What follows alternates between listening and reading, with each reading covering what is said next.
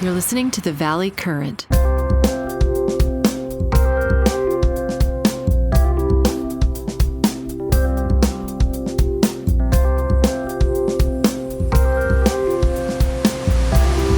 Hey, Pat, you're connecting to audio now.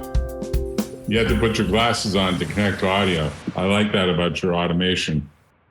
High security. Hey, listen, I got some news for you. I've been trying to send this message for 8 years, okay? Okay. And maybe the penny has dropped, but we are in an enormous money tsunami. Have you noticed? I have noticed. Let me tell you why I've noticed. Without naming names, I get a call from a Vietnamese refugee who has a nail salon. I won't reveal the name. I won't reveal the salon.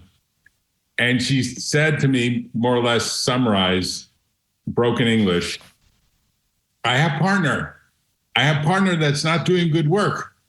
Partner is not good. I don't like partner. I want to get rid of partner. Partner is 50-50 and he does no work. And I do all the work. And I said, okay, slow down. What are we fighting over? We have building worth millions of dollars. The partner wants his share. He won't sell me his half. I'm thinking, Vietnamese refugee moving to the Bay Area and buying a commercial building that's worth millions of dollars. Yes, it has dawned on me, Pat, that things have changed. And I'm not trying to be prejudiced. She's probably worked really hard. It's not about being prejudiced. It's everywhere. And so you're probably not old enough to remember the .com boom. Yes, I am old enough. I rode that up. That was a joke. You weren't supposed to bite on it. Okay, I did. Okay, that was a joke. That was a joke. Okay. I thought I looked youthful.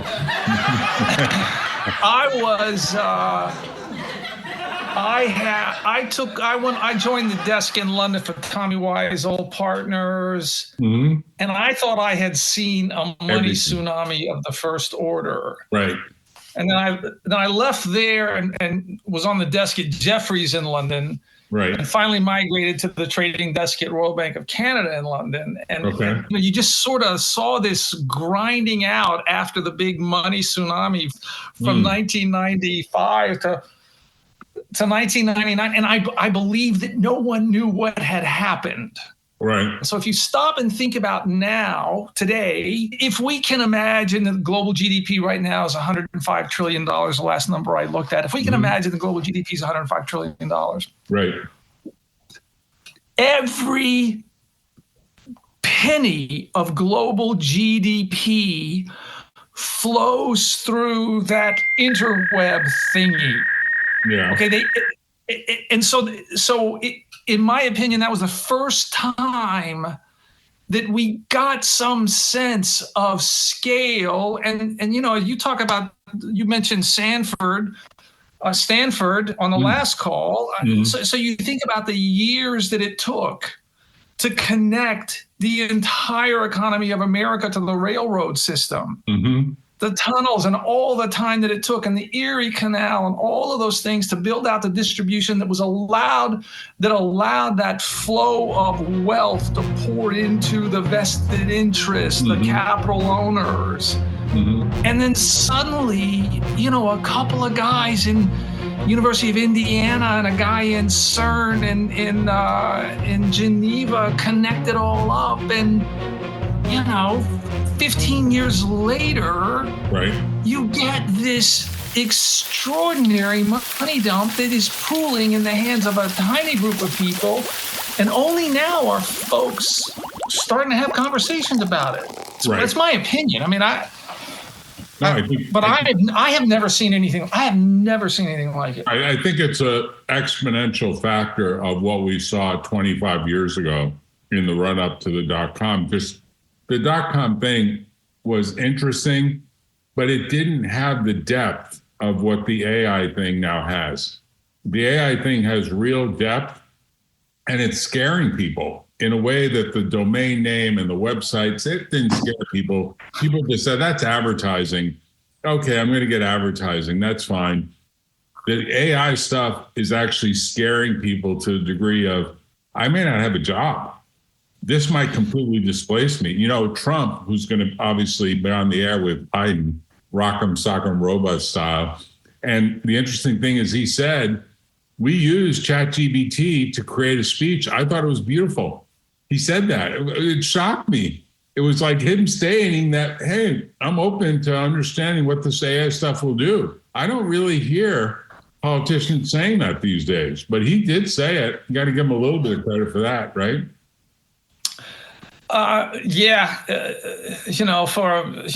Acknowledging the obvious. Look, I spent $35 4 years ago. I didn't like parting with it, but I did it anyway. Yeah, what'd you buy? I bought Mary Meeker's 1996 internet book when she was Morgan Stanley. Okay.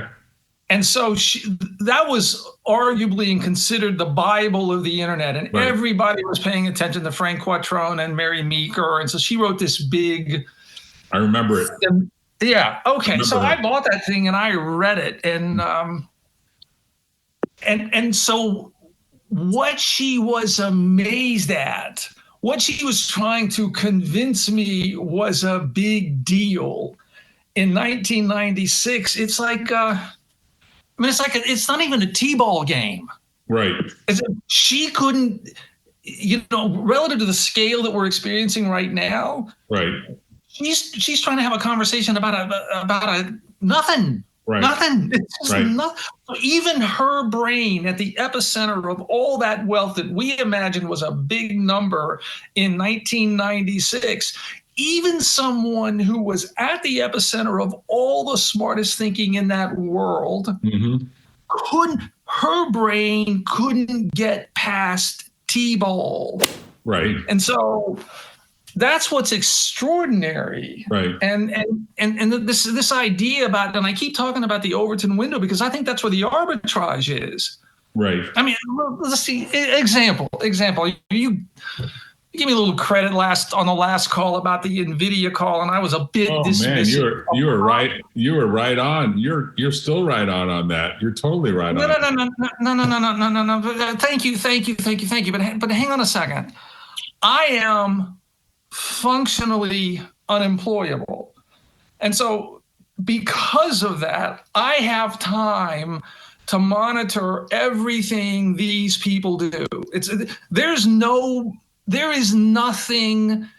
that Jensen Wong does and gets in front of a camera that Pat Duke doesn't watch and pay attention so you watch even the Caltech. I watch the Stanford lectures. I watch the MIT lectures. I watch them all. The Caltech graduation thing that he did, I think. What?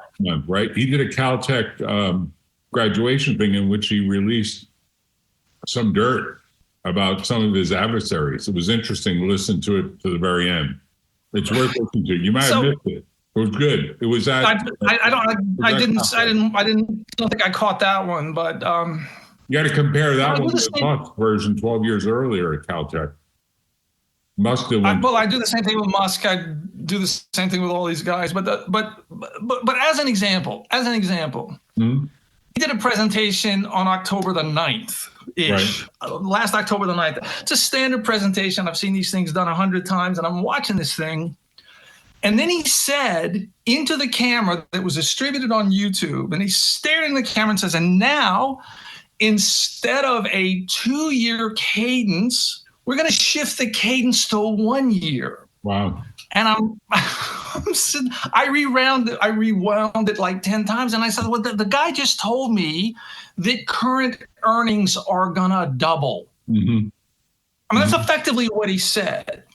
And so then I monitored the media for the next couple of days, and nobody picked it. There's one little analyst at Morgan Stanley wrote a little one sentence about it. Mm-hmm. And so so you could see that fact that he pulled forward the earnings by 12 months, and it was immediately instantiated into the stock price. And so so that's when I started thinking about this relationship between the Overton window. What can Wall Street say and what can they not say? Right. And so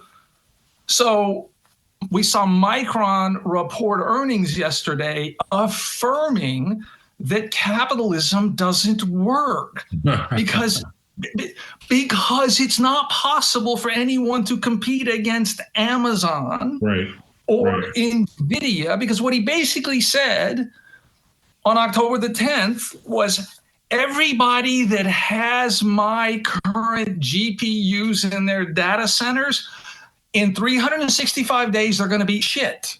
Right. They're going to be worth nothing. Right. Okay. And so then you realize it's a capital cycle.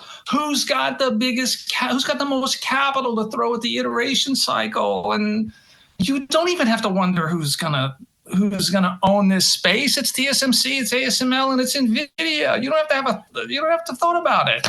Mm-hmm. And it's just it's just gonna accelerate from here. And that's why we don't do anything, because we can't tell anybody about it. And even if we did, what are you going to do?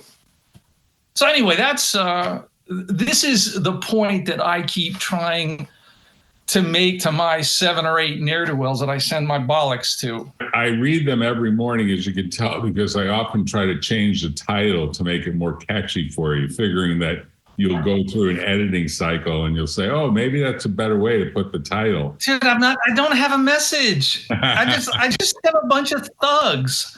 Right. You're one of the thugs. That's all.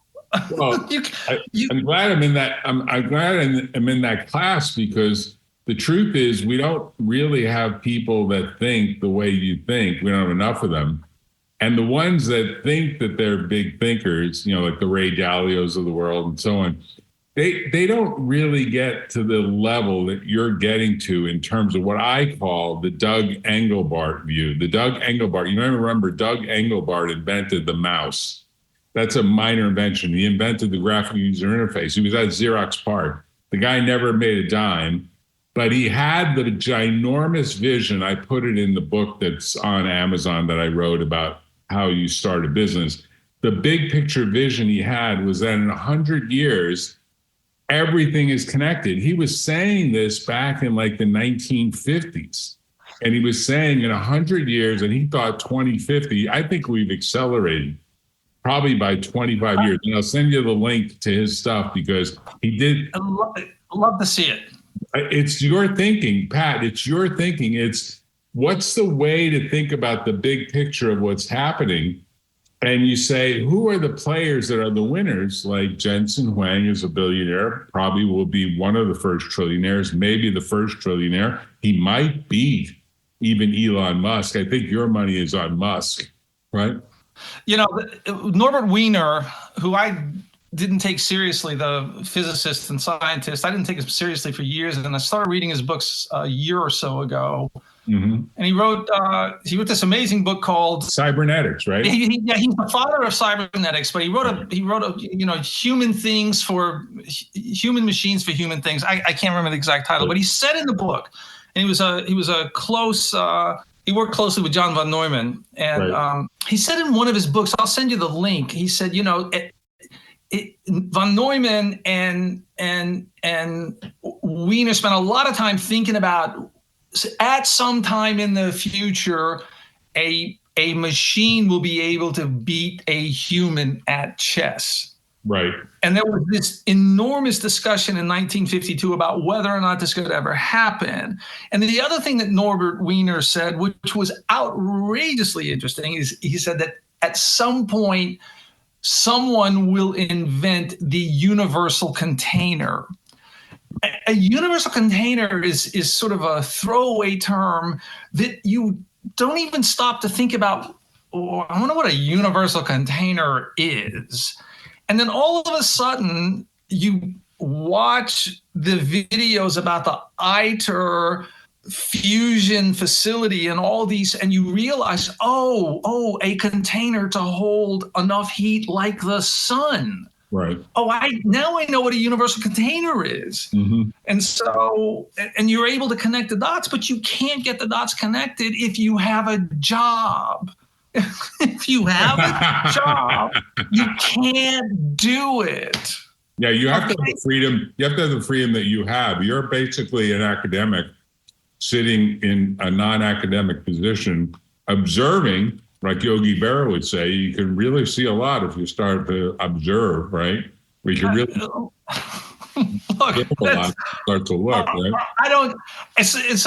What is the ultimate dream of the capitalist? What is the ultimate dream of the capitalist? The ultimate dream is that they just want as much money as they can. They just intuitively, it's just to create money which delivers power, and right.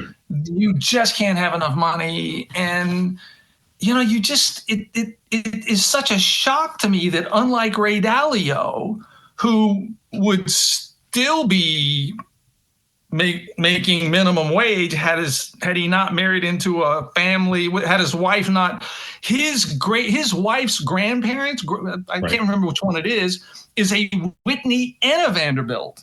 Right. Now, for some crazy reason, he never mentions that when he's having a conversation about all of his big ideas about finance and how to trade. He doesn't seem to bring up the fact that had he not married into that family, maybe his view about market timing might be different. I don't know. Yeah. I'm just saying. There is a graphic on the internet that has his face, Musk's face, I think even Warren Buffett's face, and some fourth face, I'll figure it out, that say, these guys actually came from rich families. Don't think that they didn't have money. They didn't get money from sources that were family sources. What is it, 65% of all wealth in America is inherited? Right. And there's a ton of it.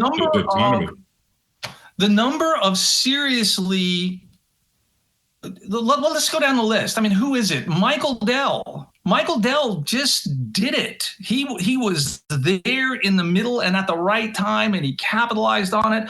Jensen Huang, right time, capitalized on it. Let's see. I'll even give Mark Zuckerberg. I mean, you got to give some sway to the privilege. I mean, it happens. It's not his fault that he was able to go to Harvard, but you know what? Steve Ballmer lived down the hall. I mean, I'm not going to give Ballmer much credit for that. Right. He just got lucky with the room number at the dorm. Right place at right time. Right. Yeah, but look, none of this would be going on were not this, and I don't know what to call this new era that we're in. And I think it needs to be done. And I don't think the second or third industrial revolution works, because you can really mark the lines of demarcation. I mean, they are just absolutely clear and specific. August 6, 1945 at 9:45, the world changed when we dropped the atomic bomb. That was it. Everything changed at that moment. And so 1903, the Wright brothers, that was it. Everything changed at that moment. I spend a lot of time thinking about those lines and those markers. And I got to tell you, the Netscape IPO, that was it. August 1995. Everything changed. Now we're at another one of those inflection points. And we're there. And so we're not going to come back. We're fully there, and it's starting to be realized. But I think what you're saying, it's not really being realized what it means for the stock market and how the stock market is likely to zoom even further up from where it is today. And I don't know how sustainable that is at whatever Overton limit. Well, yes, you do. You know exactly how sustainable it is. And that's outside the Overton window. You know exactly how sustainable it is, because what drives it? The federal deficit. Right. Okay. So we already know what the deficit's going to be in 10 years. And if I know what the deficit's going to be in 10 years, I know exactly what the stock market's going to do. I don't have to guess what the market's going to do. I know exactly what it's going to do. The reason I know is because the correlation is 1-to-1. And all you got to do is look at the chart of the U.S. federal deficit, and then look at the S&P 500, overlay the two, and then Pat Duke, moi, knows exactly what the market's going to do in 10 years. Period. End of story. So if I worked for a brokerage firm, and I said that, and I mentioned that, it's illegal because you can't use the word guaranteed. It's against the law to use the word, okay? Use the word. Plus, I don't care how much money other people make. So, but it's not important for me. No, you know exactly what the market's going to, and you know who's going to make the money now. And that's the difference. You kind of didn't know 10 years ago, but you know now. The fourth person is actually Bill Gates, because Bill Gates came from a pretty wealthy family as well. His family gave a ton of money to him, but certainly they kind of set him up, right? I mean, these four people, Gates, Dalio, Buffett, and Musk, all had the advantage of being from families of some significant wealth. And it's true, you know, when you come from wealth, it's a lot easier. I didn't come from wealth, and I can tell you it wasn't easy. But let me just say, Pat, I want to go back to something you said earlier because it really triggered something for me. I've been listening in the author's voice to a book that was written by the guy, his name is Thorpe, and I think I sent this to you. Ed Thorpe. And he was big friends with Claude Shannon. Exactly. He and Claude Shannon, and they tried to build a machine to win at roulette. Roulette, right. And he was an early investor with Warren Buffett. Exactly. So you know, you say to yourself, there's a guy that knew what his edge was. And he learned early in life, very early in life, that his edge was he was really facile with mathematics and with numbers. And he could really do the numeric calculations really, really fast. And he had a critical ear for when people said bullshit. And he said, that number doesn't work. Like, he would listen to you and he'd say, oh, GDP, you think it's 105 trillion. It's actually 500 trillion. Why? Because these businesses are actually doing stuff that are pumping up the numbers even higher. Now, it may be 500 trillion, it may be 100 trillion. I don't know what it is. There's some range out there. But we know, because we've talked about it, that there's about 5 people in the world, maybe 10, maybe more. You might say more. I wanted to ask you, that are going to become trillionaires if they live long enough, as you know, they get to maybe Buffett's age. They'll have the value of the time. It won't be Buffett. Buffett will not be the first trillionaire. He's going to run out of time. He can't make it. I mean, he'd have to live to 125 probably to make it. But Musk, Huang, and probably Bezos, Zuckerberg, right? Zuckerberg, and you know, you could pick stocks. And that's the little graphic I sent you. I put a student, MBA student, on taking some numbers off of Yahoo and seeing the correlation or non-correlation. Turns out there's a non-correlation between Tesla stock moves and NVIDIA stock moves. They don't move together. In some ways, they almost move differently. They're perfect together. And they've got these two guys that are young enough to make it another 30 or 40 years, and they're going to become, or at least be in the running of becoming, trillionaires. And this is like the Who Wants to Be a Trillionaire show. You could bet essentially on these people as leaders, making sure they pump the stock up because they have a bigger goal, which is they want bragging rights and I guess shoot to Mars rights. Bezos and Musk in particular, I don't know if Wang has any of these ambitions, to basically say, I'm the richest man in the world. And I did it here in my lifetime in a way that is going to make a difference. Although I don't hear them saying what Gates is saying about charitable efforts and that sort of thing. It doesn't seem like they're tuned into that yet. And I know there was a big piece about Musk only using charities where it really assisted his workers or assisted his facilities. Like, they're very profit driven around how does this complement what I'm doing. And I want to say one more thing about Musk, because I have to say, he's the most interesting character in the world. The Wall Street Journal, before that vote, a shareholder vote, and I was one of the shareholders that vote, not that I had that many shares. And the vote was interesting because they did disclose all the details, and I'm sure you read it, about his 56 billion with a B pay package, which the Delaware courts threw out. He both got that reapproved and got approved that they moved the situs of the corporation to Texas, and they moved the headquarters to Texas, and they moved the corporation's actual formation, articles to Texas. So any shareholder can only bring suit in Texas under Texas law. Well, you know that Texas lawyers are going to absolutely make sure that that pay package is upheld because, man, he probably caused the biggest jolt in Texas corporate filings since the beginning of Texas actually accepting any filing. And the people in Delaware must be really worried that he may be starting a sort of a trend that says you want to knock stuff down, you're going to pay for it. And I'll tell you, Delaware has prided itself on the ability to say, oh, we make all the right corporate decisions. He didn't feel that that was the right corporate decision. But I want to make one last point, which is I listened to a podcast right before the vote that issued as a result of the Wall Street Journal article that said how he's essentially sexually harassing all these workers. And the podcast was brutal and the article was brutal. It didn't make a difference. It didn't matter. People were like, you know what? He's a male. There's going to be women that are around him. You know, it's just the way it goes. It's just the way it is. It was amazing to me. I thought to myself, Donald Trump must be jealous. Donald Trump must be so jealous of this. It must be just an amazing thing to watch. So your boy Ed Thorpe and Claude Shannon wrote Information Theory in 1948, and what Shannon proposed was information is only it must be a surprise, otherwise it's not information. Right.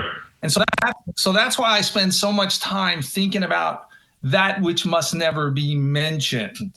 And so so you mentioned the $56 billion pay package, and so that hit the tape on January 28th, 2018. Mm-hmm. And the way it was, so the number had to be, he had to take the company from 50 billion to 650 billion in 10 years. Otherwise, he got nothing.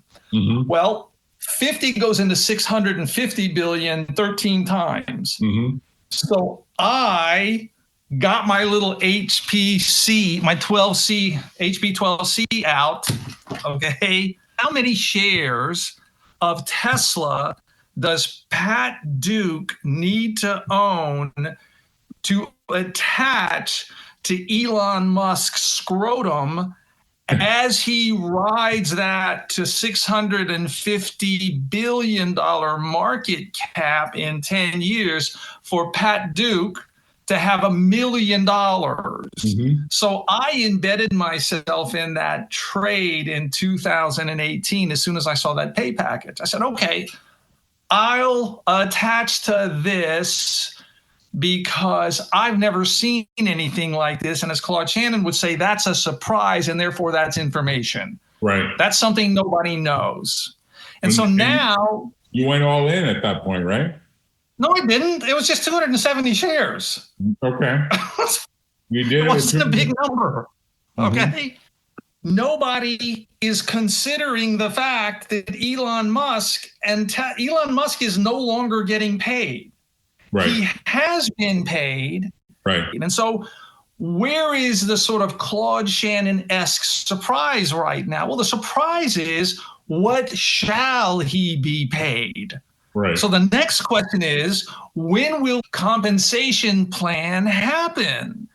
And so my trade, not that it's a trade because I don't actually care. Right. What I'm doing now is I'm saying, okay, the new comp package is probably going to look like a lot like the last one. Right.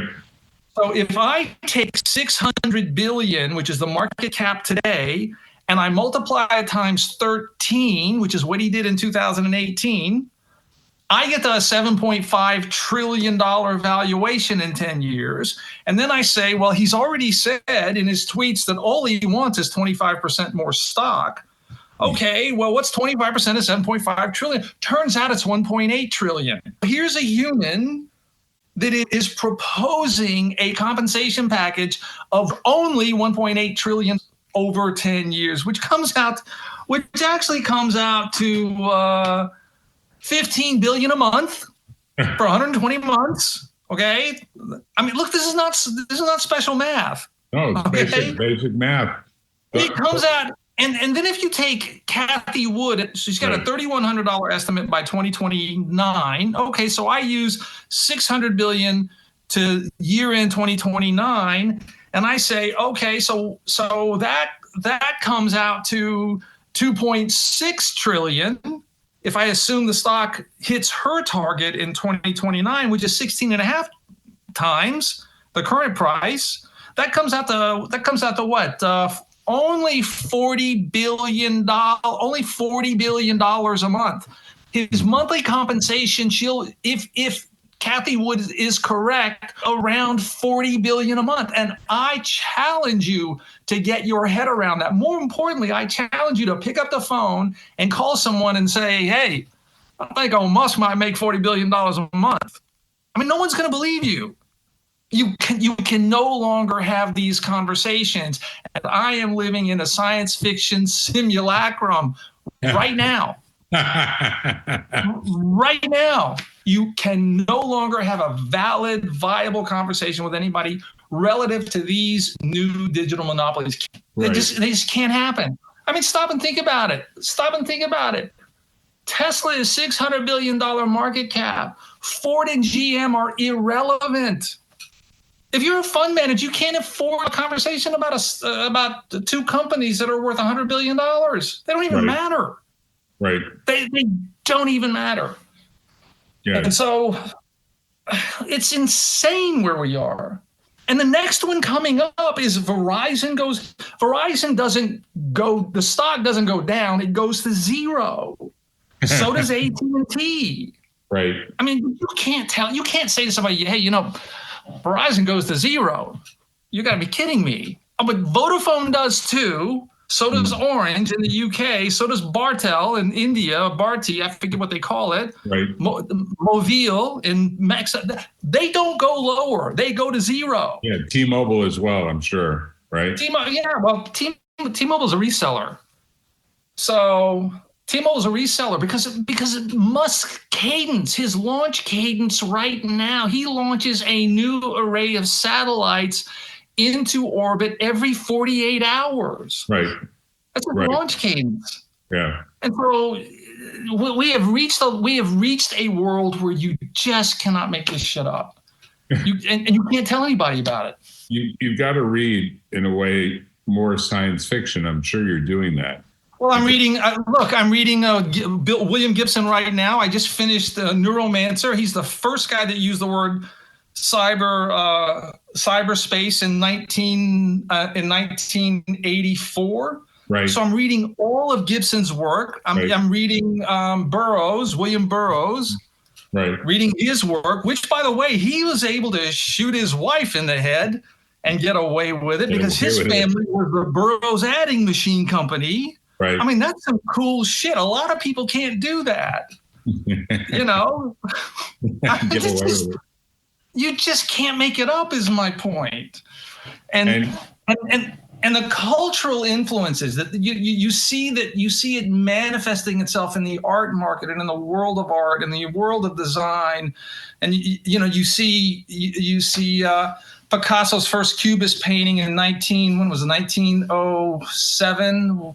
1907, I'm pretty sure it was 1907, which was, 11 years after Röntgen discovered the X-ray. Right. And then suddenly you find out that, hang on a second, who was funding Madame Curie's laboratory in Paris in 1905, 1908? Well, it was one of the Guggenheims. Mm-hmm. So these people, these massive pools of wealth are there, and they're there early, and they never go away, and it's so bloody interesting. And the other thing, Pat, is I don't think the billionaires and trillionaires of the future are recognizing the big picture the way you are. I think you're at the level of Doug Engelbart, and there are very few people at the level of Doug Engelbart, so that's a big compliment. And I think Doug was so ahead of his time. People said, it's just a mouse. It's just a graphical user interface. Doug, don't turn it into something far bigger. And Engelbart had the vision And Engelbart's vision was picked up to some degree by Steve Jobs and Steve Wozniak when they said, we're going to start a company and we're going to leverage off of some of the stuff that we saw at Xerox PARC in Palo Alto when they visited, and they were interned there. One of them was an intern there. And we're going to try to create a company that can do it at far lower cost, because Xerox can't, because Xerox basically has fumbled it. And Xerox did fumble it, as did a bunch of other companies. And the interesting thing is, if we had the facility to interview the 15 candidates, maybe you'd say it's 20 candidates, maybe I'd say it's 5 or 10, and say to them, what's the big picture here? They wouldn't be able to state it the way you clearly state it, because thank you, but it's a big compliment, really. Thank you very much. But at its core, all that I do, I find broadly repugnant and broadly gross, and I'm not kidding about it. If we have a couple of people attached to our bizarre fund, it just, when they are sort of giddy about the gains that they have in NVIDIA or Tesla, or whatever, I tell somebody else. I'm not interested. They're going to do what some investors did for me, because I helped do a startup that was like one of the big .com flashes in the pan. But I remember when it went public, because I remember the day I was sitting in my office in Palo Alto, and I get a call from a couple of the people that I brought into the deal, years earlier. And then I was on the board of directors and helped it get to its IPO. And they said, just go to the Ferrari dealership and buy yourself up to 500,000, because these two guys were going to pitch 250K a piece, because they made 200 million bucks, 100 million each. And they were like, just go buy it. And I remember saying to myself, I don't really want a Ferrari. Maybe we should give the money to charity. They said, no, we can't give the money to charity. You got to buy the Ferrari so we can say that we bought you a Ferrari.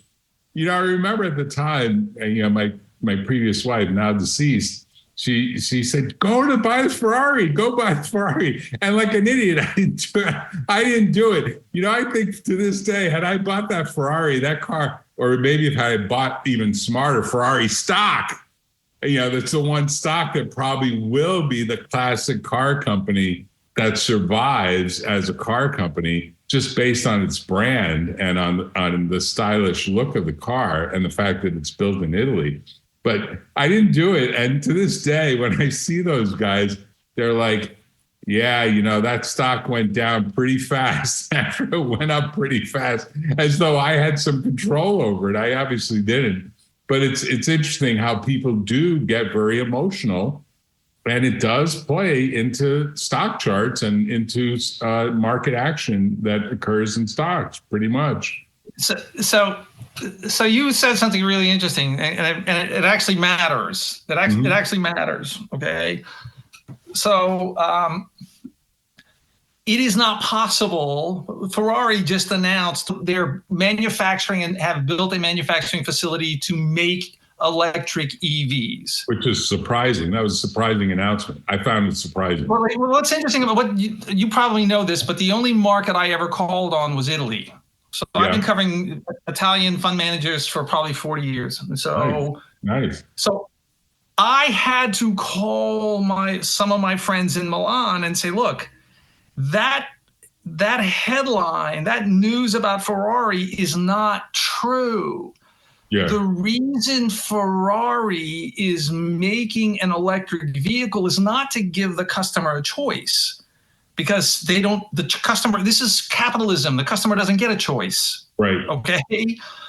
Because Ferrari knows it's an existential event, because it will be against the law for Ferrari to sell a car with a gas tank in the EU and in China and in America in exactly 10 years and 6 months. Right. So they will be fully electric in exactly 10 years and 5 months. It's period, 6 months, period. And so will Harley Davidson. Right. And so you can't tell anyone that, because It's just too far outside the realm of things. They don't even know how to think about that. Right. And then once again, it goes back to Ed Thorpe and Claude Shannon and John von Neumann. It goes back to the science, because what you have to ask yourself is, why don't you have wood Ferraris? Why do you have to have a gas tank? Why can't you just put wood in there? Well, it's all about the energy, the energy efficiency. It's about megajoules per kilogram. 43 megajoules per kilogram is gasoline. 3 megajoules per kilogram is a lithium ferro battery. But guess what? The lithium ferro battery is infinitely recyclable. Right. And so it doesn't mean that oil goes lower. It goes to zero. Yeah. Yeah. And you said, well, it doesn't go to zero. I mean, you still need it for cosmetics and lubricants. You know what? You're right. Maybe it doesn't go to zero, but it'll feel like zero if you own it. Hey, Pat, so what do you do for fun these days? Because you are a deep thinker, and I know you do a little bit of walking around while you listen to books on tape and that sort of thing. But what are you doing for fun these days? I'm just curious. God, this is really all this money. You're going to be making a ton of money. So what do you do for fun? Dude, I tag along with Patricia. She had to go to Boston. I'm setting up my new big trade, which is the next big grift by the global banking industry. So for fun, I went to Boston with her this week, and I sort of tracked around all of the vacant buildings, and I'm looking at those. And then, I take my walks and I listen to books and I read books. Dude, I just sit by the pool and I read science fiction, and I'm reading every single book about the great financial crisis of 2008 right now. So I've been through. Really? Yeah, and I'm not happy with myself about that. There's a real serious self-esteem issue there. Okay? Oh, what? That you didn't catch it? No. This is what I find fun. Okay. Well, I want to tell people one thing, which is Pat was really surprised that we went to last time I was in Philadelphia, we went as a group to a great fish restaurant, and they didn't have sardines on the menu. There you go. And I brought a can of sardines, and I just happened to have it in my pack because I think sardines are some of the greatest protein sources in the world. And I opened the can in this high-end fish restaurant, and everyone was shocked except me and Pat. They don't have it on the menu. I think the waiter was about to throw us out, but he tolerated us. And we have to do that again. I want to go back to that restaurant again and see if they put some sardines. And of course, the lunch would be on me. And maybe we could even get Zach, although he's in New York, right, to come. No, Zach might come down. He might come down for that?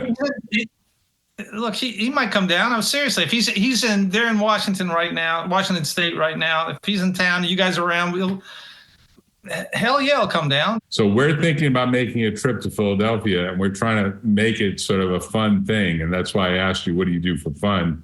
Because we'll also bring some cans of sardines with us in case. Dude, I have lunch with you guys. That's fun. That's seriously, it's really tragic. It's really, it weighs on me that I find this.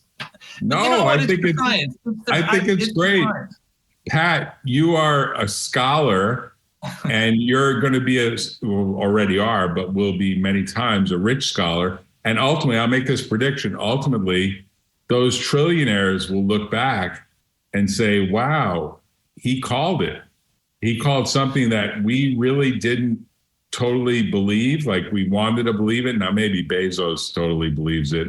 Maybe Musk totally believes it. I think Huang is more humble, and it's not about the money for him. It's about kind of changing the way people use computational power to get things done. But we'll see. We'll see what happens. Zach actually has he's got a really interesting twist on NVIDIA. He really doesn't like anything about Jensen, and for some reason, but I've learned to really pay attention to his instincts. Yes. I disagree with almost everything, but I've learned that that if I think about it long enough, like we will talk about something as banal as the moon landing. He says, "You're pretty sure that happened, huh?" And I was like, "Well, yeah." He says, "Well, it was. You just saw it on a screen, didn't you?"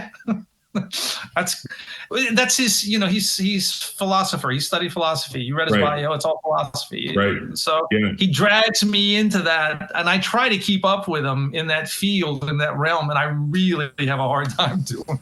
I look forward to lunch with you and Zach and Pat and Lee and Zach. What's Zach's wife's first name? Libby. I look forward to it, and I'll send you some dates, and you'll tell me hopefully that they work, and we'll make our way. We'll figure it out. All right. Good seeing you, Pat. Take care. Bye, man. Look at Trump and Biden tonight. It's going to be like Rock'em Sock'em Robots tonight. It's going to be fun.